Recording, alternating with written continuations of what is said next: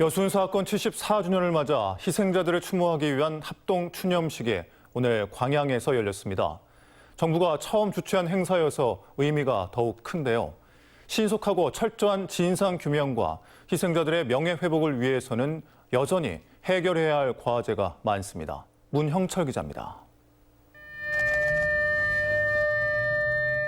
여순 사건 74주기를 알리는 사이렌 소리로 시작된 합동 추념식. 단상 위에 하나둘 국화가 놓여지고 참석자들은 고개를 숙여 희생자들을 추모합니다.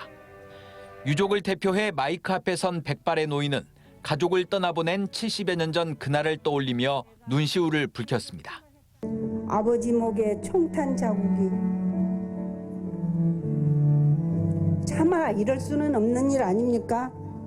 지난해까지 여순 사건 추념식은 지자체가 주최했지만 올해 초 특별법이 시행되고 진상규명을 위한 위원회가 공식적인 활동에 들어가면서 올해는 처음으로 정부 주최로 열렸습니다. 추념식을 해준다는 것은 국가가 이 일을 인정해준다. 이제 더 나아가서는 이제 국가에서 기념일이 제정이 돼야겠죠. 이달 초 희생자 45명과 유족 214명을 공식적으로 인정한 정부는 신속한 진상규명과 명예회복을 약속했습니다. 그에 합당한 보상이라든가 희생을 추념할 수 있는 그런 여러 가지 사업이라든가 기념행사 이런 것들을 하지만 유족에 대한 지원과 억울함을 풀어줄 직권 재심을 위한 법 개정 작업은 기약 없이 미뤄지고 있고 일부 유족들은 당시의 트라우마에 시달려 피해 신고조차 꺼리고 있는 실정입니다. 개별 방문을 해서 말씀을 드리려고 합니다만은 너무 무서웠답니다. 그간의 연자제나 이런 것으로 해서.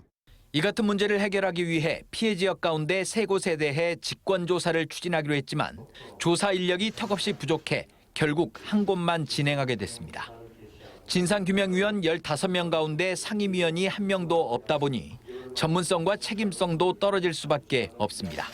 5.18 진상규명위원회, 진실화해위원회처럼 지금 직제가 확대되지 않고는 진상규명과 희생자 명예회복이 요원할 수 있다.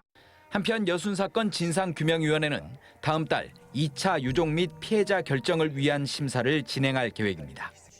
MBC 뉴스 문형철입니다.